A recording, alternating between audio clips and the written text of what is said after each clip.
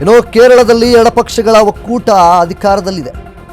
ಇಲ್ಲಿಯೂ ಬಿಜೆಪಿಗೆ ಭದ್ರವಾದ ನೆಲೆ ಇಲ್ಲ. ದೇವರ ನಾಡಿನಲ್ಲಿ ನೆಲೆ ಕಂಡುಕೊಳ್ಳಲು ಬಿಜೆಪಿ ತಿಣುಕಾಗ್ತಾ ಇದೆ. ಕೇರಳದಲ್ಲಿ ಏನಿದ್ರೂ ಎಡ ಮತ್ತು ಕಾಂಗ್ರೆಸ್ ಒಕ್ಕೂಟಗಳ ನಡುವೆ ಫೈಟ್ ನಡೀತಾ ಇದೆ. ಇಲ್ಲಿ ಬಿಜೆಪಿ ಡಬಲ್ ಡಿಜಿಟ್ ಪಡೆದರೂ ಸಹಿತ ಅದು ಗ್ರೇಟ್ ಎಂತ ಇದೆ. ಈವರೆಗಿನ ಟ್ರೆಂಡ್ ಪ್ರಕಾರ ಕಾಂಗ್ರೆಸ್ ಪರ ಒಲವು ಇದೆ.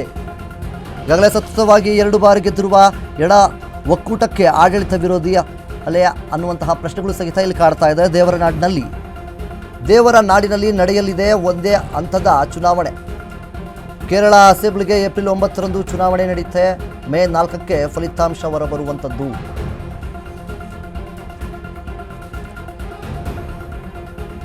ಇದು ಕೇರಳದಲ್ಲಿ ಎಡಪಕ್ಷಗಳ ಒಕ್ಕೂಟ ಈಗಾಗಲೇ ಅಧಿಕಾರದಲ್ಲಿದೆ.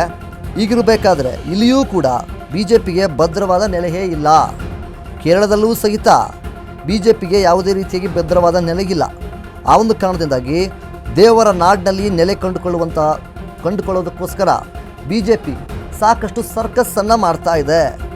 ಕೇರಳದಲ್ಲಿ ಏನೇ ಇದ್ರೂ ಕೂಡ ಎಡ ಮತ್ತು ಕಾಂಗ್ರೆಸ್ ಒಕ್ಕೂಟಗಳ ನಡುವೆ ಫೈಟ್ ನಡಿಬೇಕೇ ಹೊರತು ಬಿಜೆಪಿ ಯಾವುದೇ ರೀತಿಯಾಗಿ ಭದ್ರವಾದ ನೆಲೆಯೇ ಇಲ್ಲ. ಅದರ ಜೊತೆ ಫೈಟು ನಡೆಯೋದಕ್ಕೆ ಸಾಧ್ಯವಿಲ್ಲ ಅನ್ನುವಂತಹ ರೀತಿಯಲ್ಲಿ ಕೇಳಿಬಂದಿರುವಂಥದ್ದು. ಇಲ್ಲಿ ಬಿಜೆಪಿ ಡಬಲ್ ಡಿಜಿಟ್ ಪಡೆದರೂ ಅದು ಗ್ರೇಟ್ ಅಂದ್ಕೊಳ್ತಾ ಇದೆ. ಈವರೆಗಿನ ಟ್ರೆಂಡ್ ಪ್ರಕಾರ ಕಾಂಗ್ರೆಸ್ ಪರ ಒಲವು ಇದೆ ಅನ್ನುವಂತಹ ಮಾಹಿತಿಗಳು ಕೂಡ ಈಗಾಗಲೇ ಹರಿದಾಡ್ತಾ ಇದೆ. ಕೇರಳದಲ್ಲಿ ಅತಿ ಹೆಚ್ಚಾಗಿ ಕಾಂಗ್ರೆಸ್ ಪರವಾಗಿ ಒಲವು ಹೆಚ್ಚಾಗಿದೆ. ಮತ್ತು ಈಗಾಗಲೇ ಸತತವಾಗಿ 2 ಬಾರಿ ಗೆದ್ದಿರುವಂತಹ ಎಡ ಒಕ್ಕೂಟಕ್ಕೆ ಆಡಳಿತ ವಿರೋಧಿ ಅಲೆ ಅದೊಂದು ಪ್ರಶ್ನೆ ಆಗಿರುವಂಥದ್ದು. ದೇವರ ನಾಡಿನಲ್ಲಿ ನಡೆಯಲಿದೆ ಒಂದೇ ಹಂತದ ಚುನಾವಣೆ. ಇಲ್ಲಿ ಈ ಒಂದು ಕೇರಳದಲ್ಲಿ ಒಂದೇ ಹಂತದ ಚುನಾವಣೆ ನಡೆಯುತ್ತೆ. ಏನು 9ನೇ ತಾರೀಕು ಏಪ್ರಿಲ್ 9ನೇ ತಾರೀಕು ಚುನಾವಣೆ ಆಗುತ್ತೆ. ಮೇ 4ರಂದು ಫಲಿತಾಂಶ ಇರುವಂಥದ್ದು. ಎಲ್ಲರೂ ಕೂಡ ಇದಕ್ಕೆ ಕಾಯ್ತಾ ಇದ್ದಾರೆ.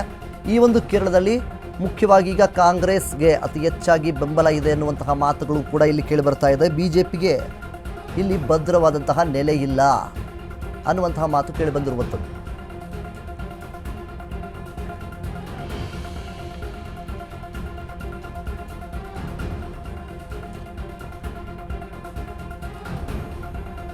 ಇದಿಷ್ಟು ಕೇರಳದಲ್ಲಿರುವಂಥದ್ದು.